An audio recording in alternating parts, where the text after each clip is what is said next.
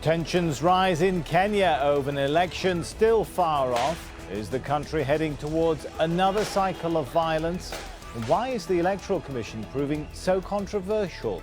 This is Inside Story.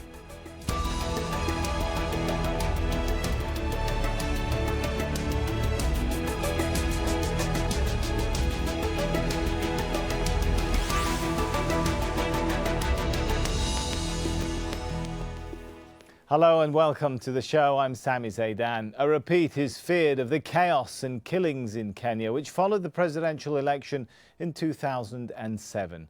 Well, that result was hotly disputed. The fighting, which followed among rival political supporters, killed at least 1,200 Kenyans. More than 500,000 were made homeless. Well, now more concerns over voting fraud have led to weeks of violent protests and demands to reform the Electoral Commission, which is accused of political bias. From Nairobi, Mohammed Addo reports. This rally is part of a campaign of pressure. The opposition has been piling on the government, calling for the disbandment of the Independent Electoral and Boundaries Commission, IEBC. It comes after weeks of protests that at one point turned violent, leading to the deaths of up to 3 people in Western Kenya. Now, Raila Odinga, the opposition leader, believes the Independent Electoral and Boundaries Commission is biased against him and blames it for his defeat by President Uhuru Kenyatta in 2013 elections. This is a debate that should be taking place in Parliament because it's a constitutional one, but the opposition court party has a minority in Parliament and does not stand a chance of winning any debate on it, thereby relying on pressure from the public. The ruling Jubilee coalition of President Uhuru Kenyatta says that the Independent Electoral Commission is a constitutional body and will stay in office until its mandate ends during the end of 2017. There have been calls for dialogue between the government and the opposition, some of these calls coming from donor countries like the United States and the European Union. But so far there's been no indication that both parties are ready to dialogue. Mohammed Addo, Al Jazeera for Inside Story.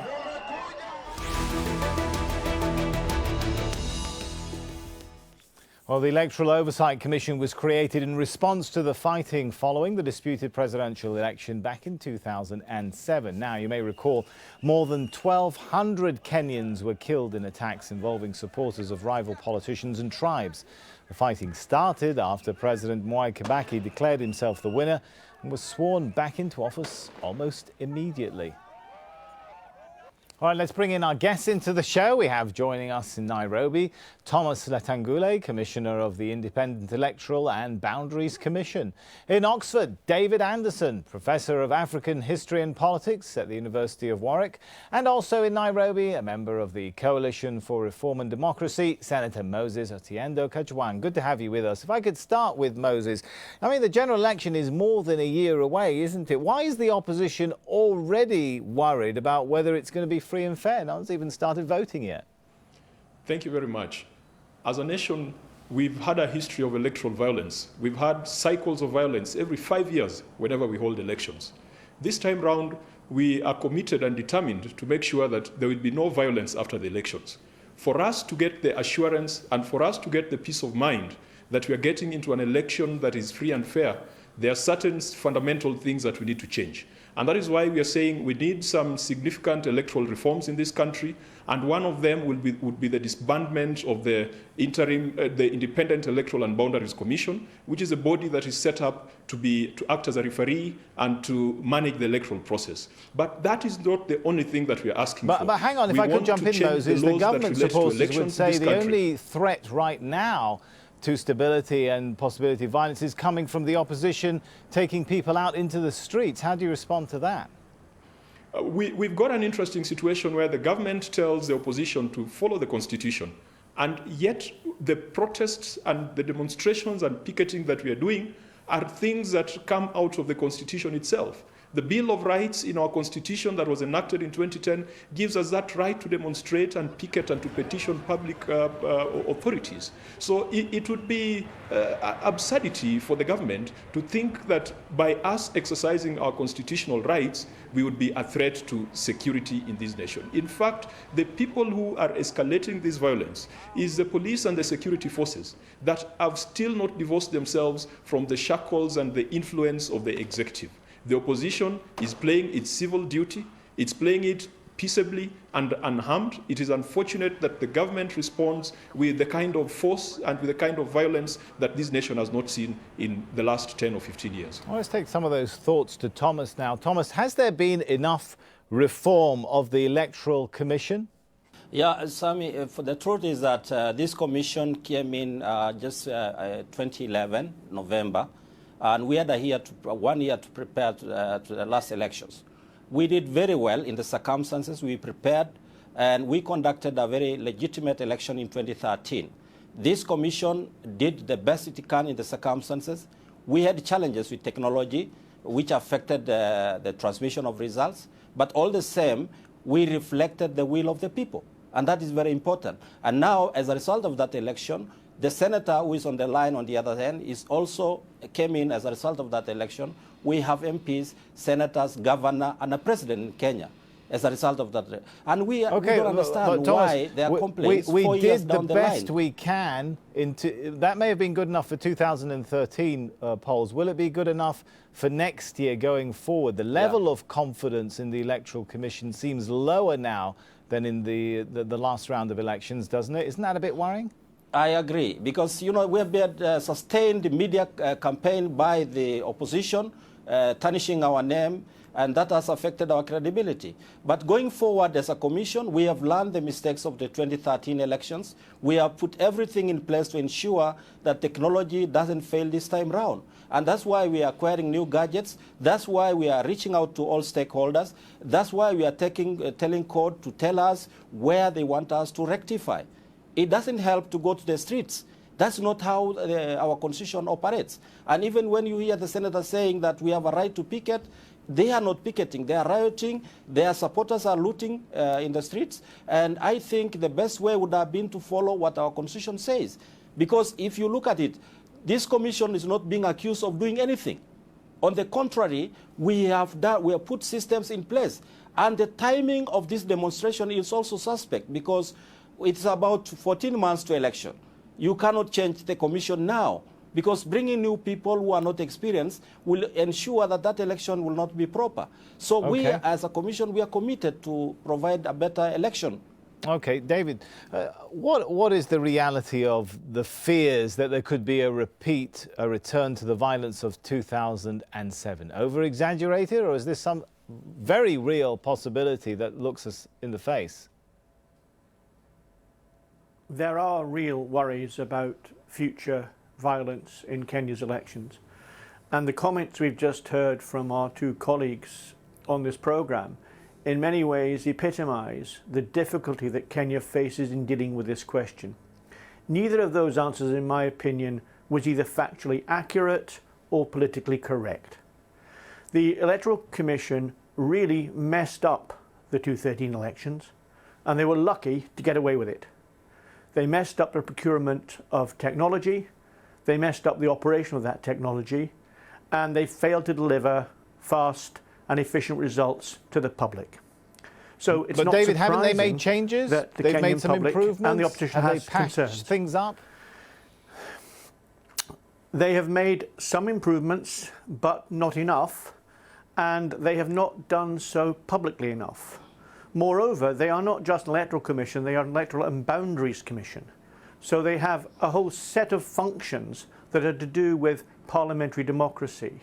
And there are some concerns being voiced by the opposition that the commission does not always do those duties as effectively or as fairly and transparently as it should. Now, as has been said, there are attempts being made to address that, but it's really rather slow and not coming quickly enough. All right. On the other side, the opposition has told us that they would like to have the right to protest. But surely an opposition should firstly be able to affect its will in Parliament, as it's been democratically elected to do. Now, why we're seeing this protest being taken to the streets is that the Jubilee Alliance is so efficient at wrapping up Kenya's parliamentary democracy in its own favour that CORD, the opposition, cannot get any room at all for manoeuvre.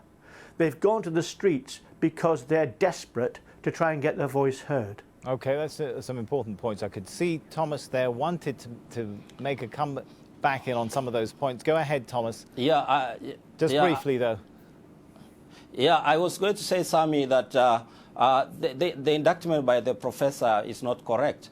It is true we had challenges in 2013, but overall we delivered a credible elections. And indeed, all the observer groups, the African Union, the European Union, and the Carter Center gave that election credibility. And I think we said there were challenges, and that's why we are now addressing those challenges going forward. And I believe this commission must be given time to prove itself as well. I can and also therefore, see allegations by the court is shaking his head in disagreement. So I'll give you a brief 30 seconds, Moses, to come in on this before we should move on. Go ahead, Moses. Yeah, you see, the only person who seems to have confidence in the commission are the commissioners themselves. Thomas says that we cannot disband this commission because it's 14 months to the next election. I want to tell Thomas that yes, we can, and yes, we will. And we have been told repeatedly to go to Parliament. We will go to Parliament.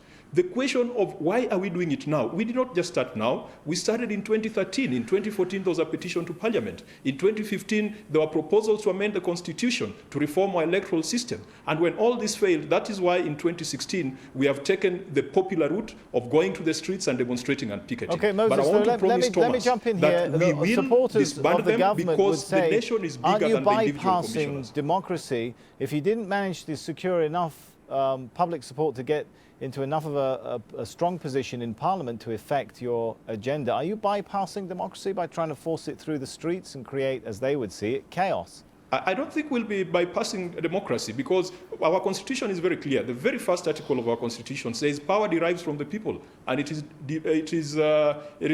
delegated, it is donated to us who are in Parliament and those of us who are in Senate. So the voice of the people is a very strong voice indeed. But let me say this, immediately after the last general election, which the commissioner thinks was very credible, and as I said, he's the only one who thinks it's credible, there was an audit report by the Auditor General, a special audit of the commission. It had very damning findings. As we speak, the Commission has been compelled to appear before certain committees of Parliament to answer on issues touching on integrity, issues touching on competence, issues touching on violation of some of the provisions of our Constitution.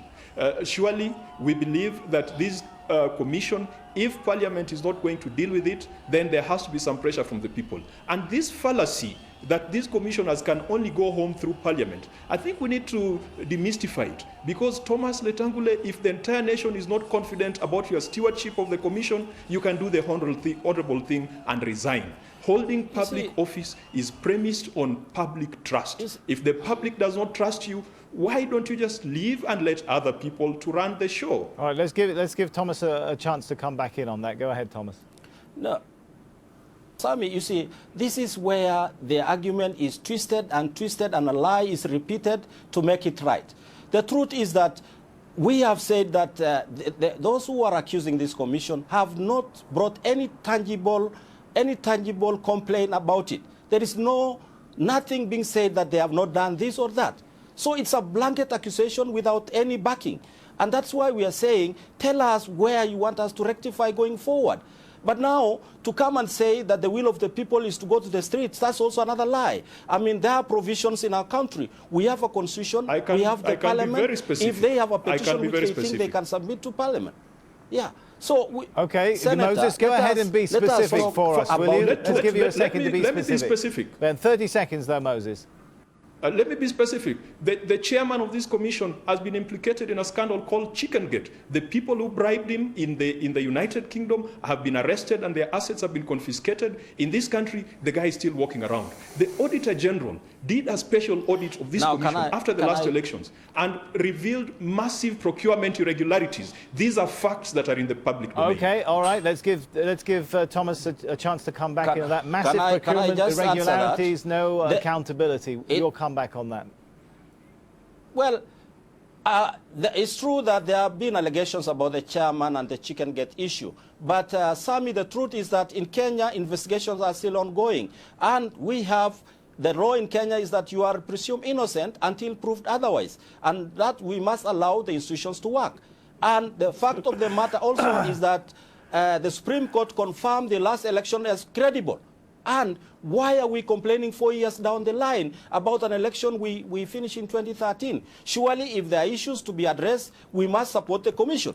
And we must say, let us look at these systems, let us interrogate our ICT system so that we have a credible election in 2013. The truth of the matter is that these political parties have started panicking, have started hitting at the commission as a soft target. They are not after this commission, I can say that. They want to address the government, but hitting through the commission. And that is the truth. All right, let's bring David into this discussion. How do you see it? Is there a bit of incompetence going on in the investigations and accountability, or is it that the opposition is trying to cover for its inability perhaps to effect change through Parliament by going for the soft target, as Thomas put it there? I think there is certainly a bit of both, but I think we should clarify a few things. The representative from the Commission is really obfuscating and obscuring the truth. The Commission has been criticised on good grounds and for good reason. But isn't that being investigated, David? The government has been too slow to respond to those criticisms. Within Kenya, there is no evidence that I have seen that it is being investigated. Maybe there is, maybe there isn't, but I have not seen evidence of this. What I would like to say is that with public office should come integrity and a sense of responsibility. And I'm deeply disappointed to hear the Commissioner so crassly tell us everything in the garden is rosy when it clearly isn't. People wouldn't go to the streets on this matter unless they thought there was an issue. But I will also say that I think it's quite important to recognise that from what we know from political polling in Kenya, the vast majority of Kenyans do not want to be on the streets. They find this intimidatory violence dangerous and unnecessary. They would rather have peace and tranquility than have reform, if this is what reform means. So our opposition representative also is misrepresenting the position when he says that people are happy to exercise the democratic right on the street. Most Kenyans are not happy with it. They don't want to see this kind of protest, and it should come to an end, and there should be proper parliamentary negotiation.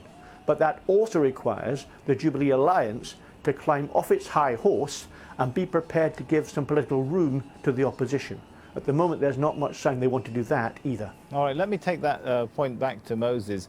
Realistically speaking, what does the opposition expect to achieve, Moses? As Thomas put it there, there doesn't seem like a lot of time to change the commission at this point. Wouldn't that create more chaos? You do know the challenges of taking people to the street, and I'm sure you're aware of the poll which David was talking about there. I think it was the Daily Nation earlier this week saying majority of Kenyans are worried about the opposition taking people to the street. So what is it that realistically the opposition hopes to achieve at this point? Thank you. We are not happy. We are also not excited to be on the street every Monday. We have seen the kind of force that the police and security agencies are using against us, and we don't want to subject our people to that. 6 people lost their lives just last week alone, all over Kenya. People who were killed, shot dead by the police, and several tens others were injured by the police. So that is not the kind of situation we want to go through every other Monday or every other week. And that's why sometimes we call upon these commissioners to search their conscience. You're not happy about it, but as a matter of political strategy, Moses, what do you hope to achieve as a matter of political strategy? Just yesterday, our leader, Raila Odinga, and his co-principal met the president. And we have always put the issue of dialogue on the table. We want to, first of all, sit down and have a bipartisan approach, agree on some of the fundamental issues, which then will be taken to Parliament or to the National Assembly for ratification. We are not just focused on getting Commissioner Letangule and his group out of office. That is not the end. We must make certain significant amendments and improvements to the electoral system. And this commission that we are talking about has currently submitted some draft proposals, elections amendment bill, to the National Assembly. We want to ensure that in a structured dialogue outside Parliament, we have that understanding that these are things that need to be passed and ratified by Parliament for the good of the nation. And then these can now come into Parliament and they can go through the proper process. So would that be enough then? Moses, allow me to jump in. 1997. Would that be enough? The ratification of some of the Commissioner's recommendations by Parliament will be enough for you to call off your supporters from the streets?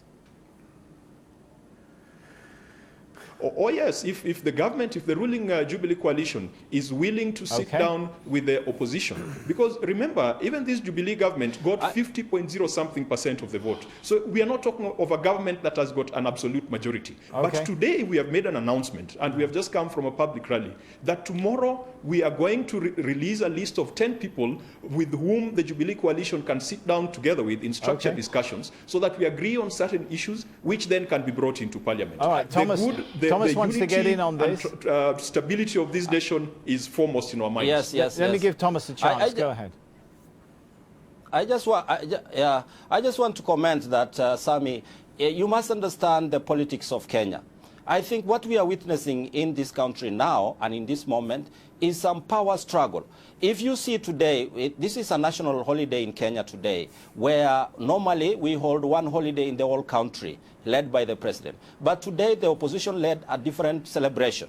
And so that's why we are saying at the commission, they are not really interested in having proper reforms in the commission to enable it effectively deliver. So we feel that there is so much going on politically that it's not really about IBC that CORD is aiming at. So what we are saying is that although there were challenges in the last election and we managed them very well in the circumstances, why don't the CORD come and sit down with the other group and we see what we can strengthen? Well, so that seems to be, Thomas, what Moses is saying. Why, if both sides are saying they want dialogue, why is that not happening, in your opinion, Thomas? Dialogue is out of our control as commissioners. As we sit now, we are preparing for the elections in the next 2017. If politicians want to sit and have dialogue, that is a welcome thing, and they need to do that. And if there is something they need to help us, like now we are looking for funds because we want to acquire new gadgets, we want to prepare well for the next elections, that is what we want. We want support from all our stakeholders, including CORD itself. So they should not come to the streets because we are not following the constitution. They are abandoning the constitution. They are saying leave the constitutional way. Okay, we've got about a minute and a half left. Forgive me interrupting there. I want to give it to David to come back in and weigh in on this. Well, I find it astonishing that an independent commissioner should make the kinds of statements he's just made that will be read by analysts like me and by Kenyan citizens as party statements.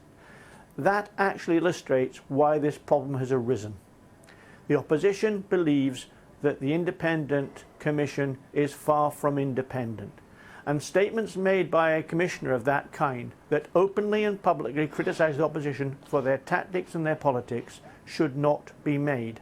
An independent commissioner should be just that, independent. No, you must understand the context, Professor. Professor, you must understand the context in which what I'm saying this.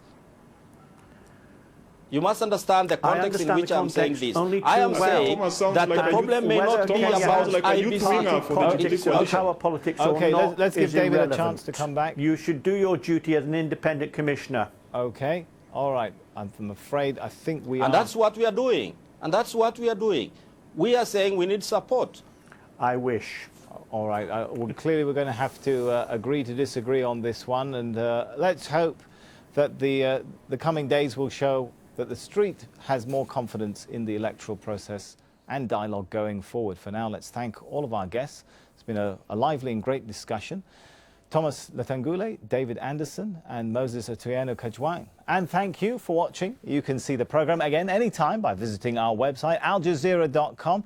For further discussion, of course, you can go over to our Facebook page. That's facebook.com/AJ Inside Story. You can also join the conversation on Twitter, our handle there at AJ Inside Story. From me, Sami Zeidan, and the whole team here for now, it's goodbye.